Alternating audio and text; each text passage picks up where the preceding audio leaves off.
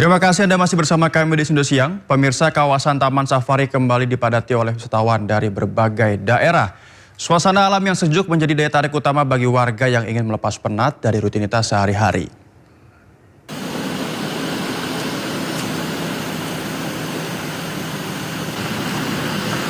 Mulai dari berkeliling melihat habitat asli hewan hingga menikmati berbagai wahana permainan. Daya tarik utama dari wisata ini adalah petualangan menjelajahi habitat asli para satwa. Dengan menggunakan kendaraan, para pengunjung bisa melihat dari dekat, bahkan memberi makan sejumlah satwa yang jinak. Dan bisa juga melihat beberapa satwa yang menghampiri mobil, kita lihat pemirsa. Dan tidak hanya satwa jinak, pengunjung juga diajak melihat lebih dekat kehidupan satwa liar dan buas. Pada masa libur panjang di minggu ini, lebih dari 3.000 satwa dari berbagai penjuru dunia yang bisa kita temui di sini. Dan memang jika kita lihat di sini banyak sekali, mulai dari hewan herbivora hingga karnivora yang tentunya bisa menambah edukasi ketika kita mengajak buah hati ke taman safari. Terus.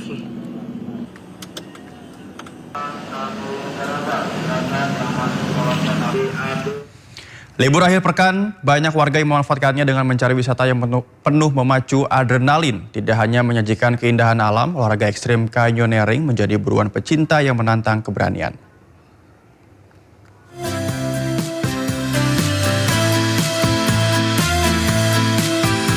Di tengah sejuknya udara dan rimbunnya pepohonan, seperti inilah keseruan wisatawan saat mencoba olahraga ekstrim canyoneering di Curug Asepan Luar, Parongpong, Kabupaten Bandung Barat, Jawa Barat.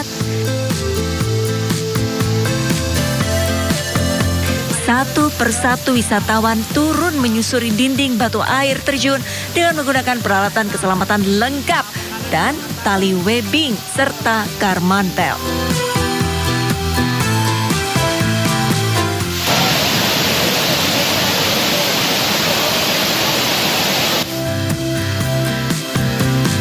Menegangkan, tetapi kegiatan ini justru menjadi daya tarik bagi mereka yang menyukai tantangan dan sensasi memacu adrenalin.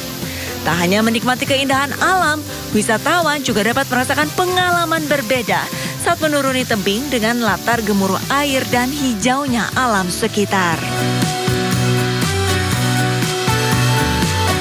Seru sih, dingin. Kirain gampang, ternyata susah. Kesulitannya di part apanya tuh kira-kira? Di tengah sih. Soalnya dia kayak agak cekung ke dalam, jadi pas kita turun tuh kayak mukanya kena air, jadi nggak bisa napas gitu. Oh itu? Seru banget. Saya harus coba nih. Yang baru pertama kali coba. Nah ini pengalaman pertama gimana bikin ketagihan? Soalnya tuh ini ketagihan, cuma deg-degan juga sih. Ada nyalinya, ada harus kuat mental juga. Tadi sepanjang turun itu mungkin part yang paling bikin tegangnya gitu. Tegangnya kalau kita kena itu tuh, di air jadinya tuh agak gitu ke bawah. Dengan tingkat bahaya yang cukup tinggi, pengelola wisata ini pun tetap memprioritaskan keamanan para wisatawan. Kan tebingnya tingginya itu 28 meter. Terus bagaimana? Ketika akan mengikuti olahraga ini mereka dapat briefing dulu, Kang. Ya, Nah itu gimana? Alurnya, Kang? Safety nomor pertama. Terus kita nggak langsung turun-turun. Kita kasih pemahaman dulu antara alatnya, talinya, dan jalurnya seperti apa. Kita kasih tahu supaya lebih safety dan lebih aman lah. Selain Curug Asepan Luar, pengunjung pun dimanjakan oleh panorama 3 curug lainnya. Jumlah pengunjung bisa mencapai 300 orang di hari biasa dan 500 orang di akhir pekan. Wisatawan harus membayar tiket masuk Rp20.000 per orangnya. Sementara paket canyoneering, pengunjung dikenakan biaya Rp250.000 per orang. Biaya ini sudah termasuk asuransi, sewa alat, makan, snack 1 kali, serta flying fox di atas sungai plus jasa foto dan video. Bagaimana? Anda tertarik? Dari Kabupaten Bandung Barat, Jawa Barat, Yuno Wahyu, iNews melaporkan. Ya pemirsa, untuk mengetahui informasi terkini terkait libur panjang akhir pekan, kita sudah terhubung dengan Hadisti Arifa di Taman Safari Puncak Bogor, Jawa Barat. Selamat siang Hadisti, bagaimana situasi terkini di Taman Safari? Apakah sudah ramai pengunjung di sana? Ya, selamat siang Taufan dan juga pemirsa, betul sekali bahwa Taman Safari Indonesia ini masih menjadi salah satu tujuan wisata favoritnya oleh wisatawan. Tidak hanya dari kota Jakarta ataupun Kabupaten Bogor saja, namun banyak dari luar daerah yang hadir atau datang ke Taman Safari ini untuk menikmati keseruan dan juga pengalaman liburan di sini. Nah, wisata Taman Safari ini memang menyuguhkan pengalaman unik kepada pengunjung, yang mana pengunjung ini bisa berinteraksi secara langsung dengan satwa unik dan juga langka. Banyak keseruan yang ada di sini, seperti ada journey satwa ini, di mana pengunjung bisa secara langsung melihat secara dekat, kemudian juga berinteraksi dengan memberi makan kepada satwa, dan kemudian juga selain itu ada keseruan lainnya seperti animal show, kemudian juga ada baby zoo. Nah, ini saya saat ini sedang berada di area baby zoo yang tak kalah menariknya di sini nih. Di sini saya bisa melihat secara dekat dan juga berinteraksi dengan satwa. Ini ada berbagai jenis burung yang ada di sini, di mana kita bisa melihat secara dekat, bahkan bisa berinteraksi secara langsung dengan satwa burung yang ada di sini. Tentunya tak kalah menarik begitu dengan area-area atau wahana satwa lainnya. Nah, saya coba berinteraksi di sini. Di sini saya coba ya Mbak ya. Oke, nah lihat Noval, ini seru banget. Kita bisa secara langsung memberi makan kepada rame banget di sini. Aduh, ini memang cukup Oke Mbak, oke cukup Mbak kayaknya. Oke, terima kasih. Ini gimana nih? Nah, ini juga ternyata seru sekali. Ada burung di sini, boleh gimana Mbak? Oke, terima kasih ya Mbak. Nah, ini tentu menjadi hiburan tersendiri, menguji adrenalin, dan ini juga menghadirkan kesan, kemudian juga pengalaman yang unik ya. Kita bisa secara langsung, tadi seperti saya di sini memberi makan, kemudian berinteraksi dengan burung yang ada di sini. Memang agak mengkhawatirkan, cuman inilah yang memang kita rasakan, sensasi yang berbeda dengan berlibur di wisata alam terbuka satwa Taman Safari Indonesia ini. Nah, tidak hanya merasakan keseruan juga, senang-senang saja, namun di sini juga menjadi edukasi bagi pengunjung nih. Banyak di sini pengunjung yang datang bersama keluarga mereka, bersama anak-anak mereka. Mereka tidak hanya sekedar menikmati atau berinteraksi, namun juga sembari belajar mengenal lebih jauh, lebih dekat terkait satwa yang ada di Indonesia maupun juga dari berbagai penjuru dunia. Naufal. Seru sekali Hadisti ya. Terima kasih Hadisti atas laporannya. Selamat bertugas kembali. لبيك اللهم لبيك لبيك لا شريك لك لبيك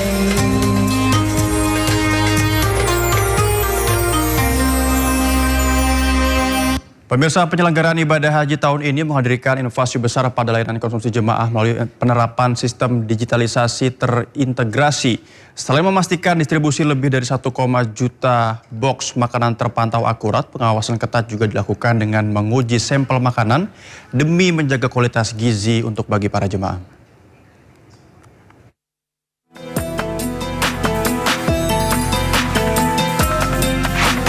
Kesibukan terlihat di salah satu dari 51 dapur penyedia layanan konsumsi bagi jemaah haji Indonesia di Kota Mekah. Mulai dari pencucian sayuran, pengolahan daging, hingga memasak telur dilakukan dalam skala masif. Tak ketinggalan bahan-bahan masakan yang memiliki cita rasa Nusantara. Namun kesuksesan layanan konsumsi jemaah haji ini tidak hanya pada pengolahan menu makanan. Penyelenggara ibadah haji mengubah total manajemen distribusi makanan dengan mengadopsi sistem digital. Mulai dari pencatatan distribusi hingga verifikasi jumlah porsi di 177 hotel, kini terpantau ketat secara waktu nyata atau real time. Pada tahun ini, pengelolaan data konsumsi mulai terintegrasi secara digital, mulai dari pencatatan distribusi, monitoring jumlah porsi, hingga verifikasi layanan. Sistem ini juga membantu percepatan koordinasi dan penanganan kendala di lapangan. Waalaikumsalam. Sebagai bentuk pengawasan berlapis, kualitas gizi juga dikontrol ketat melalui pengiriman sampel makanan dari setiap dapur catering ke pusat layanan konsumsi. Setiap sampel kemudian ditimbang dan dicek secara rinci untuk memastikan kesesuaian standar porsi, variasi lauk, beserta menu tambahan yang bervariatif.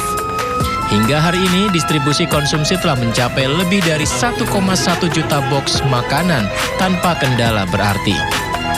Dari Mekah, Arab Saudi, Ike Kusuma, Sindo News, Media Center Haji, melaporkan. Ya, isak tangis haru mewarnai keberangkatan ratusan calon jemaah haji di Banjarnegara, Jawa Tengah. 350 calon jemaah haji yang tergabung dalam kloter 3 resmi berangkat menuju Tanah Suci.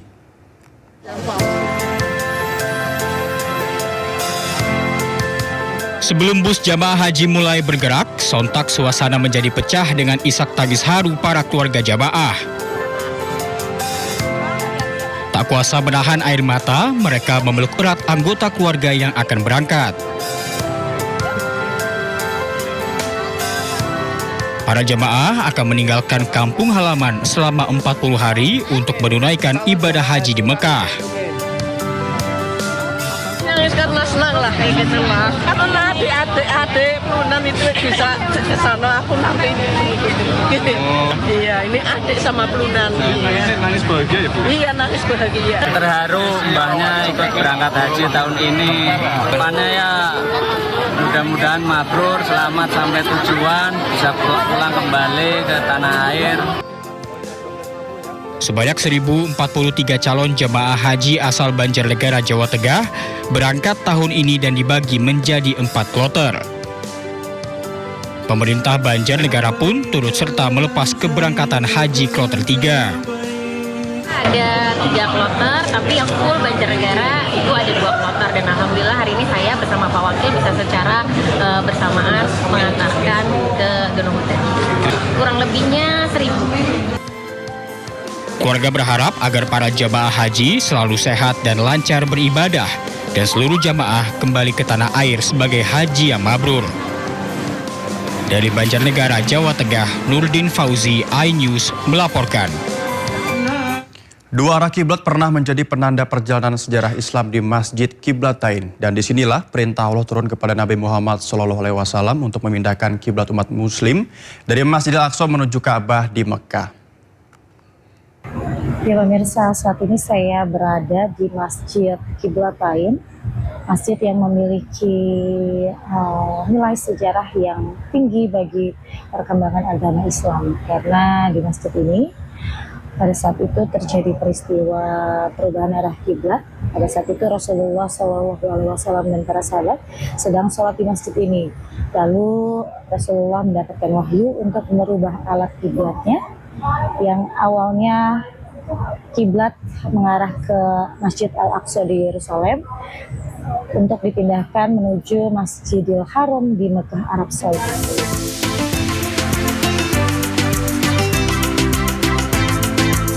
Suasana tenang menyelimuti Masjid Qiblatain, salah satu masjid bersejarah yang selalu dipadati jemaah haji dan umroh dari berbagai negara. Masjid ini memiliki arti penting dalam perjalanan dakwah Rasulullah SAW. Di tempat inilah ayat perintah pemindahan kiblat turun saat Nabi Muhammad tengah memimpin sholat berjamaah. Semula umat Islam berkiblat ke Masjidil Aqsa di Palestina. Namun setelah turunnya wahyu, arah kiblat berpindah menuju Ka'bah di Masjidil Haram Mekah.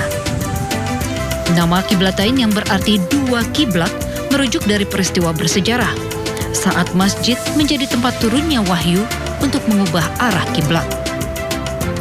Bangunan masjid kini tampil megah dengan dominasi warna putih dan arsitektur khas Timur Tengah.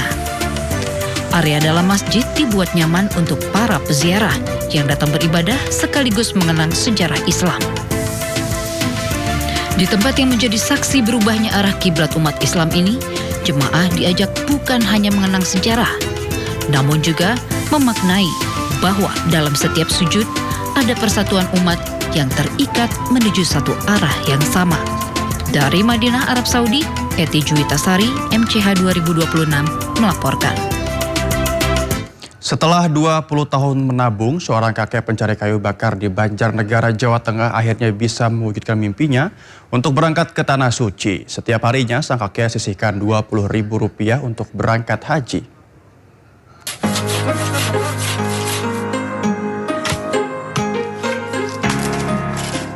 Inilah keseharian Bukri, 65 tahun, warga desa Wanayasa, Banjarnegara, Jawa Tengah. Setiap harinya, Bukri masuk keluar hutan di dekat rumahnya untuk mencari kayu bakar. Dari hasil jual kayu bakar, ia sisihkan menabung Rp20.000 per hari. Selama 20 tahun menabung, impian sang kakek menuju Mekah akhirnya terwujud di tahun ini. Pak, nabungnya udah berapa lama, Pak? 20 tahun. 20 tahun. Dari hasil kerja apa, Pak? Kerja itu mencari bakar. Perasaannya gimana, Pak? Sekarang akhirnya bisa... Saya senang sekali bisa rukun Islam analibat kun lambai. Kini, Bukri siap bergabung dengan kelompok terbang lainnya untuk menuju ke Tanah Suci. Kegigihan sang kakek menjadi bukti. Niat suci dan kerja keras jelas mampu mewujudkan impian yang dianggap mustahil. Dari Banjarnegara, Jawa Tengah, Nurdin Fauzi, iNews melaporkan. Sejumlah sapi berukuran jumbo dari berbagai daerah terpilih menjadi hewan kurban Presiden Prabowo Subianto. Di antaranya sapi jenis semental bernama Sontrot dari Bantul, daerah istimewa Yogyakarta, dan sapi jenis Brangus bernama Sambo dari kota Tangerang.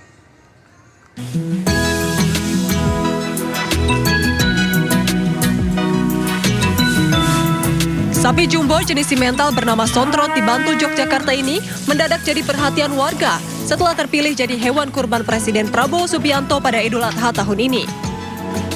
Sontrot memiliki bobot lebih dari 1 ton dan dipelihara oleh Supardiono, peternak sapi di Desa Salakan, Bangunjiwo, Bantul.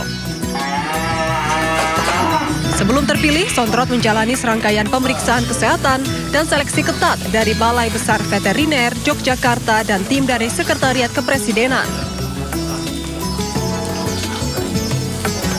Yo, seneng banget toh Mas, seneng banget wong kita tani sapi seperti kita kan merasa pripun gitu loh, dipakai sama orang nomor 1 di Indonesia kan gitu. Bangga ya? Bangga banget, Pol.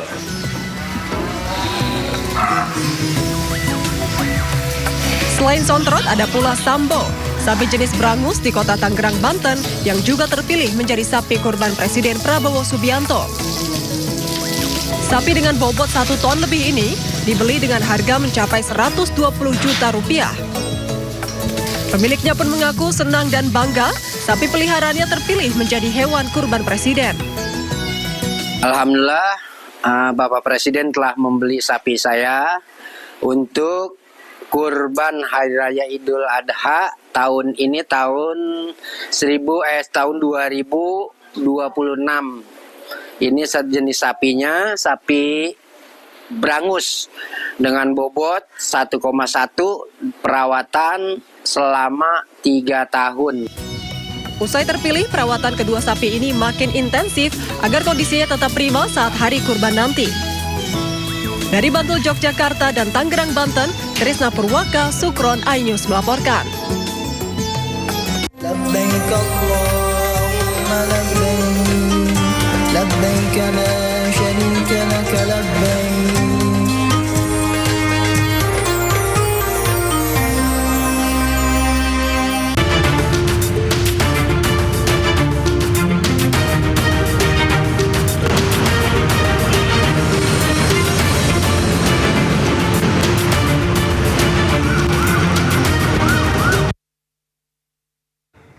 Pemirsa, saatnya kita simak pantauan arus lalu lintas siang ini dan kami telah terhubung dengan Brigadir Treslinda dari NTMC Polri yang kini berada di kawasan Cawang Penas, Jakarta Timur. Selamat siang Brigadir Treslinda.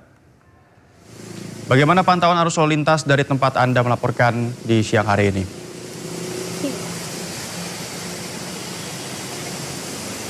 Ya baik, terima kasih Noval dan selamat siang pemirsa. Kami akan menunjukkan secara real time kondisi arus lalu lintas terkini dibantu juru kamera Rona Wijaya. Dan memang beberapa saat lalu kawasan ini baru saja diguyur hujan seperti yang terlihat untuk arus lalu lintas dari arah Cawang yang akan mengarah ke arah Tanjung Priuk dalam keadaan ramai dan lancar. Kalau kita melihat memang ini dominasi kendaraan sepeda motor juga kendaraan minibus. Tentunya kami harapkan Anda untuk jaga batas kecepatan kendaraan Anda, antisipasi kondisi jalan saat ini licin. Tentunya dengan menjaga batas kecepatan kendaraan Anda ini juga menghindari terjadinya aquaplaning, kemudian antisipasi dengan aktivitas kendaraan roda 2 yang parkir di median jalan berhenti menunggu hujan reda. Dan untuk arus lalu lintas dari arah sebaliknya Tanjung Priuk yang akan lurus mengarah ke arah Halim maupun berbelok arah mengarah ke Kalimalang saat ini juga dalam keadaan ramai dan lancar. Perlambatan kecepatan kendaraan terjadi di antrean traffic light. Kami juga harapkan Anda dapat menggunakan jalur sesuai dengan ketentuan, mengingat memang masih banyak pengendara roda 2 maupun kendaraan minibus yang menggunakan jalur busway. Tentunya ini juga menjadi perhatian bagi para pengguna jalan agar selalu menggunakan jalur sesuai dengan ketentuan. Ikutilah rambu serta marka demi terwujudnya lalu lintas yang aman dan juga lancar. Dan hingga saat ini aktivitas kendaraan di kawasan ini masih terbilang normal hingga sore hari nanti.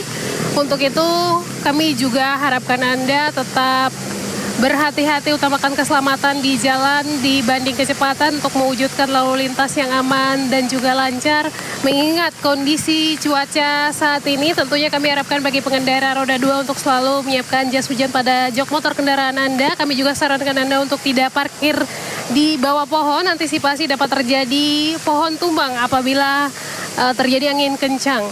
Dan untuk mengupdate informasi-informasi seputar arus lalu lintas terkini, kami siap melayani di 1500669. Demikian Brigadir Treslinda melaporkan, kembali ke Noval di studio, silakan. Baik, terima kasih Brigadir Treslinda atas laporan Anda dari kawasan Cawang Penas. Selamat bertugas kembali dan salam presisi.